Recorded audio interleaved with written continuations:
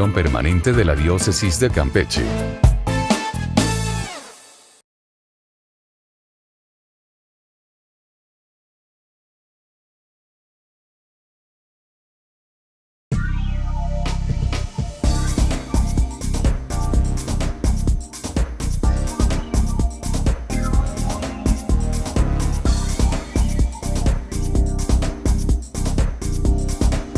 Grandes y maravillosas.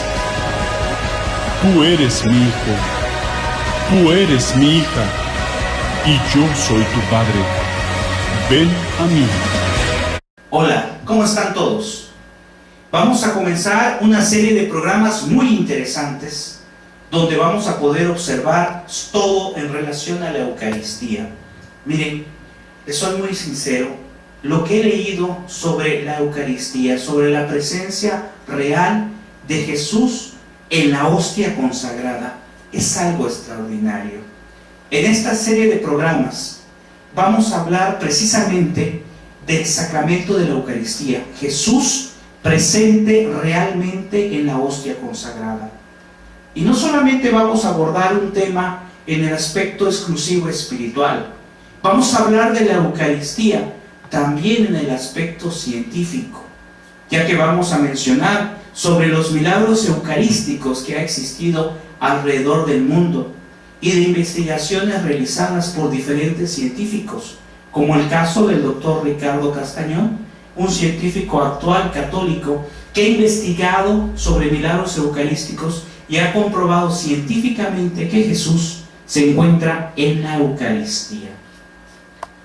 Todos estos temas que vamos a manejar son unos temas cuya finalidad es que tú entiendas y te des cuenta por fe, por creer y por lo más importante, como dice el título del programa, porque Él lo dijo.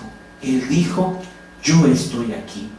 Por eso es que te invitamos a que veas estos programas y a partir de este primer episodio vayas conociendo todo lo relacionado a la Eucaristía, al amor de Dios, a ese amor infinito que te tiene a ti y que me tiene a mí, Jesús, por estar en la Eucaristía.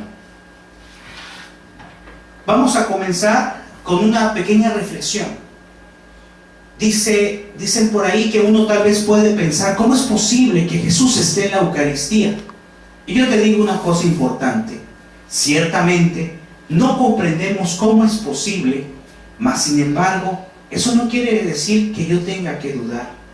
Te hago una pregunta. ¿Acaso comprendemos cómo fue posible que Cristo, deteniéndose ante la tumba de Lázaro, que hacía 4 días que estaba sepultado, pronunciase unas breves palabras?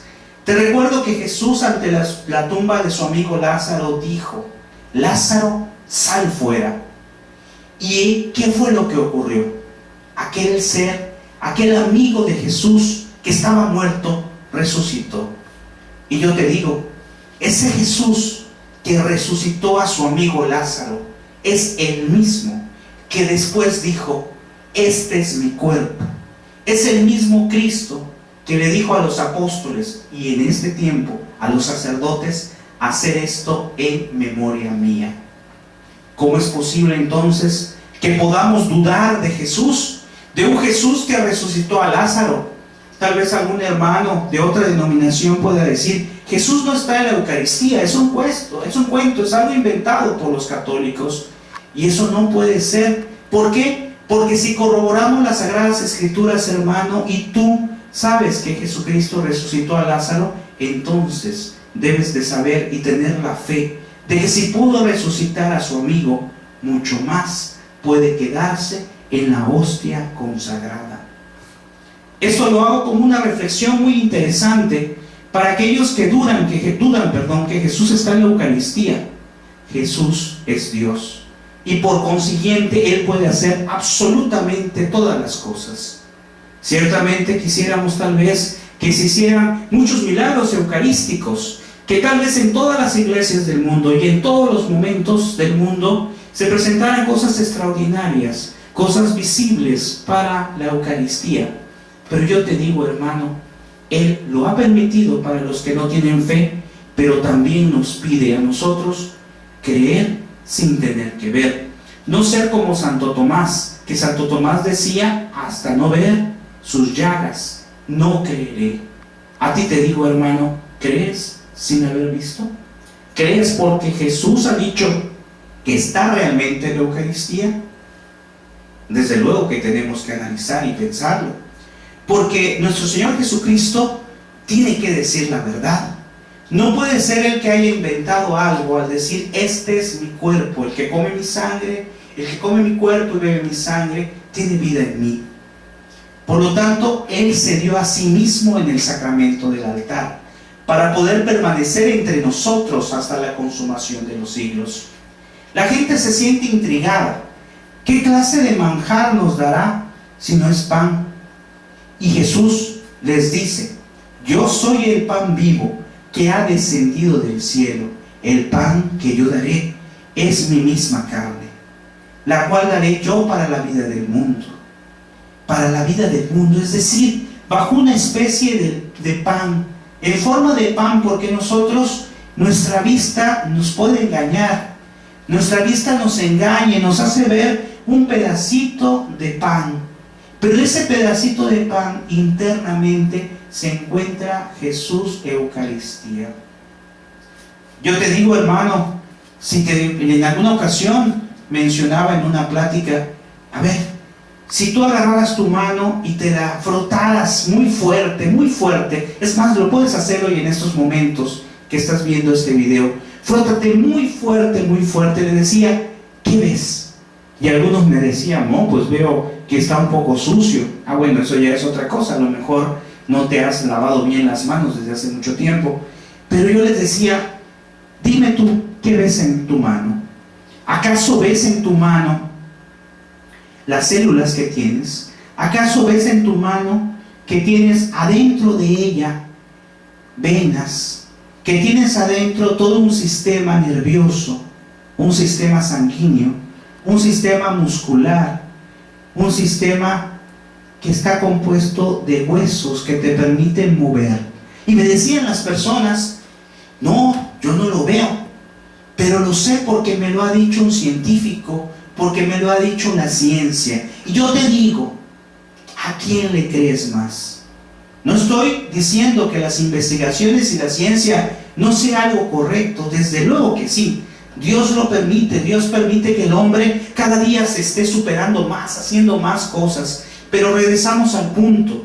Yo le decía: ¿a quién le crees más? ¿A un científico que te dijo que aquí hay muchas cosas dentro de tu mano? ¿O a Jesucristo, Dios, que dijo: este es mi cuerpo y esta es mi sangre? ¿A quién le crees más, hermano? Aquí no se trata de confrontar a la ciencia, se trata de unir a la ciencia con el Espíritu de Dios. Se trata de hacer que la ciencia, y entender que la ciencia son instrumentos, son cosas que Dios permite que el hombre investigue para saber más. Pues bien, regresando a lo que mencionamos acerca de Jesús en la Eucaristía, Él se encuentra en la hostia consagrada. Y además, algo muy interesante, en Juan 6:56 nos dice: porque mi carne verdaderamente es comida y mi sangre verdaderamente es bebida. No estaba hablando en parábolas, hermano. Tú puedes pensar: no, lo que pasa es que Jesucristo hablaba muchas veces en parábola, y es cierto. En las Sagradas Escrituras dice que para que entendieran las personas acerca del reino de Dios, para que entendieran acerca del perdón, por ejemplo, el Señor hablaba en parábolas, es decir, como una especie de cuento donde Él iba explicando posteriormente de qué se trataba. Recordemos, por ejemplo, la parábola del hijo pródigo, donde Él, a través de un relato muy hermoso, nos enseña el perdón de Dios Padre. Pero te aclaro una cosa importante: ciertamente Jesús hablaba en parábolas, pero cuando hablaba en parábolas, dice las Sagradas Escrituras, después llamaba a los apóstoles y les explicaba. Aquí las Sagradas Escrituras son muy claras. Las Sagradas Escrituras nos enseñan que no hablaba en parábolas cuando hablaba acerca de su cuerpo. Cuando, repito, Él dijo, porque mi carne verdaderamente es comida y mi sangre verdaderamente es bebida. Cuando Él dijo que el que coma su carne tendrá vida eterna, no hablaba, y si hablamos en el término del lenguaje que se utilizaba y la traducción correcta, no hablaba acerca de algo figurado. Si analizamos, por ejemplo, algunos temas que podemos encontrar en internet, ¿verdad? Por ejemplo, de algunos testimonios, nos podremos dar cuenta de que la traducción bíblica vendría a significar comer. Viene a significar el hecho de comer propiamente el cuerpo de Cristo, ¿sí? Por ejemplo, en el caso de Fernando Casanova, ex pastor protestante, lo pueden localizar en algunas direcciones, lo pueden localizar en el canal de YouTube, en algún canal de YouTube. Ahí explica él claramente la traducción que significa comer, es decir, un cuerpo, un pan que es su cuerpo y que no está hablando en parábolas. De esta manera podemos analizar algo muy interesante.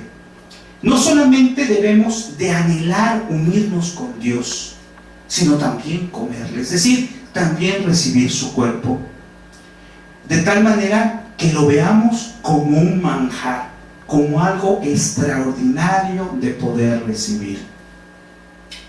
Mencionamos también al principio que hablaremos durante esta serie de programas no solamente de cuestiones espirituales o cuestiones dogmáticas, sino también de una realidad importante, de milagros eucarísticos. Más adelante abarcaremos diferentes temas relacionados con los milagros eucarísticos y, como dijimos, con las investigaciones actuales.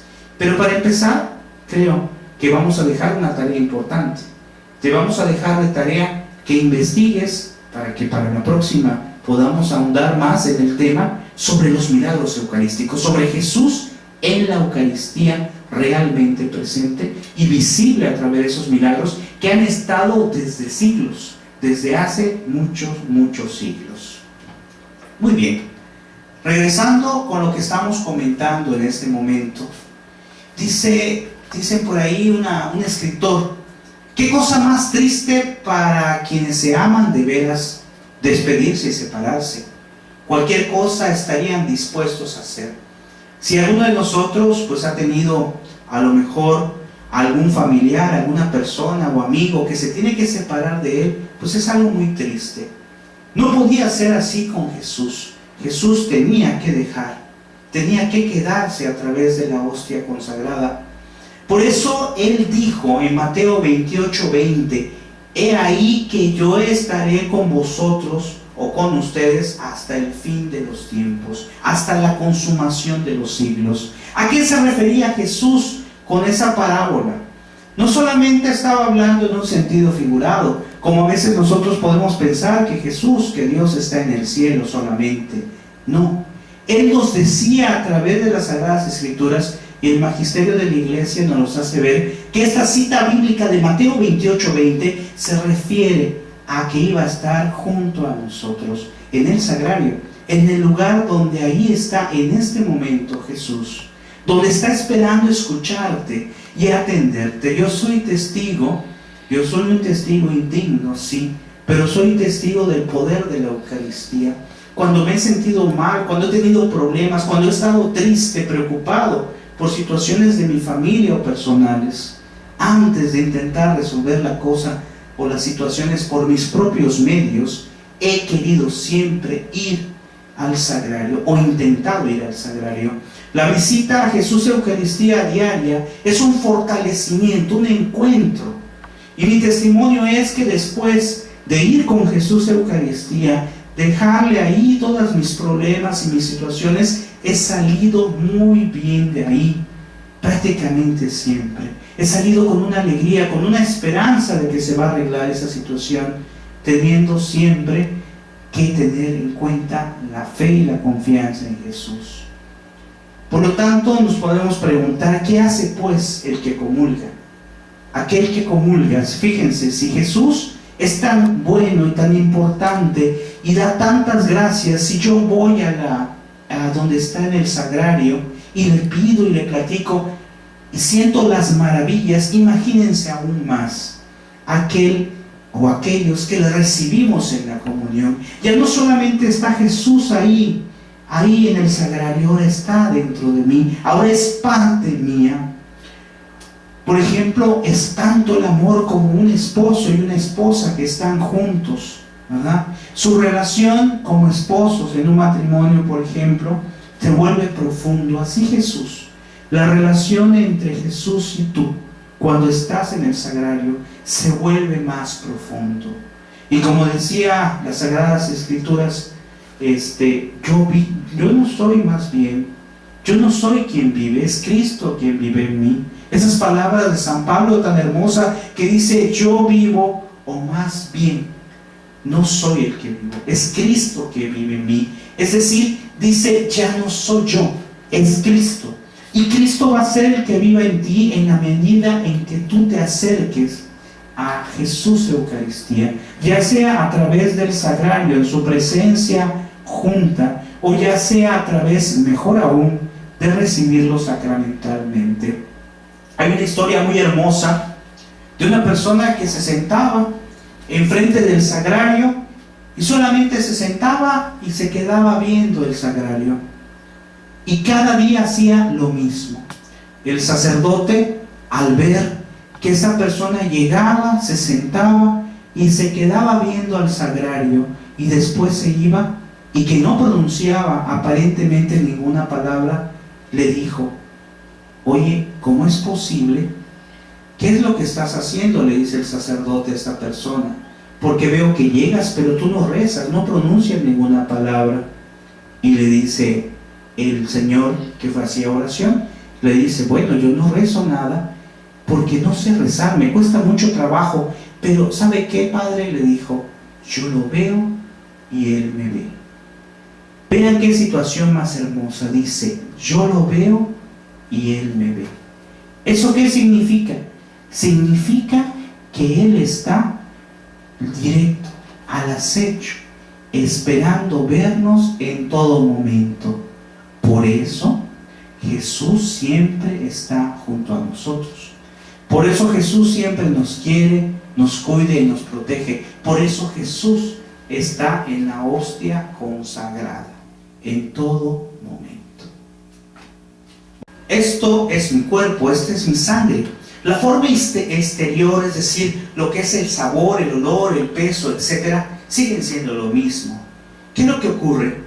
Antes de la consagración es pan y después de la consagración es el cuerpo de Cristo.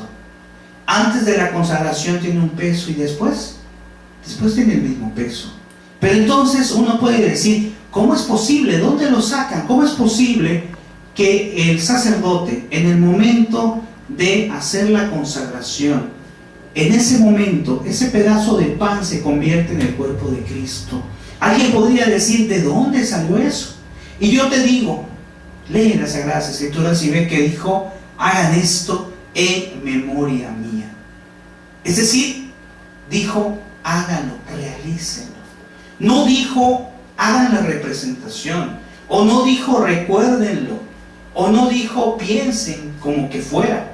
Tal vez en algún lugar por ahí tengo oído que dicen, es que fue una representación, fue algo que él pensó. No, dijo, hagan esto en memoria mía. ¿Y qué es lo que iban a hacer en memoria, en recuerdo de él? Convertir el cuerpo, convertir en el cuerpo de Jesús ese pedacito de pan. Por eso dijo, hagan esto en memoria mía. Y reunidos en el día del Señor, celebramos la Eucaristía. Desde luego antes, habiendo confesado nuestros pecados. ¿Por qué? Porque recibir ese pan celestial, ese pan tan hermoso, esa gracia tan hermosa de recibir a Jesús en la Eucaristía, tiene que ser lo más purificado posible. Por eso, hermano, cuando recibas a Jesús en la Eucaristía, tenemos que tratar de recibirlo lo más dignamente posible, tanto en el vestir como también en nuestro espíritu. No podemos pasar a comulgar, a lo mejor en bermudas, es decir, en pantalones cortos, o no podemos pasarlo a comulgar con alguna cosa o con alguna ropa no decorosa, ¿verdad? Cada uno sabrá a qué nos referimos. ¿Por qué? Porque si en el aspecto externo no lo puedo expresar, no porque el otro lo vea, sino porque debo de tratar de estar lo más adecuadamente posible. Ojo, no me estoy refiriendo a lujos, no me estoy refiriendo a ir completamente vestido de gala, aunque sería algo muy hermoso, pero no es necesario. Simplemente ir vestidos en forma decorosa a recibir a Jesús, y más aún aquellas cosas que no se ven, es decir, el espíritu. ¿Cómo está nuestro espíritu? Nuestro espíritu tiene que estar lo más limpio posible y pedirle perdón al momento, antes de recibirlo, durante la cola de la comunión. Intentar no estar volteando a ver quién viene, no platicar con alguien, intentar ese momento, ese caminar, mientras vas a recibir a Jesús Eucaristía, intentar decirle: Señor, te voy a recibir, soy indigno de recibirte, perdóname por mis faltas, por las cosas que he cometido. Ustedes saben que si es un pecado mortal, es decir, una ofensa grave contra Dios, no podemos recibirlo. Recordemos que el magisterio nos enseña que para que sea un pecado mortal, es decir, para no poder recibir a Jesús, tenemos que tener 3 cosas importantes. Materia grave, es decir, haber ofendido a Dios en algo grave, ya sea con los mandamientos de Dios o de la Santa Madre Iglesia. Pero también tiene que tener materia grave, plena advertencia, es decir, saber que eso que yo estoy haciendo está mal, y pleno consentimiento, es decir, aún sabiendo que está mal, consentir que está mal. Muy bien, hermano, si estamos en este momento de gracia y podemos recibirle, no hay que desaprovechar esta oportunidad. Por eso con esto damos por terminado, el tiempo se nos va, damos por terminado este tema tan interesante y tan extraordinario, Jesús en la Eucaristía. Y lo veremos, repito, para terminar, en el aspecto espiritual, en el aspecto científico, en el aspecto emotivo también, porque es de emoción. Pero no solo lo dejemos en la emoción, sino lo dejamos en lo más importante. Jesús te lo dijo, Él lo dijo: yo estoy en la hostia consagrada. Nos vemos en el siguiente programa. Que el Señor te bendiga.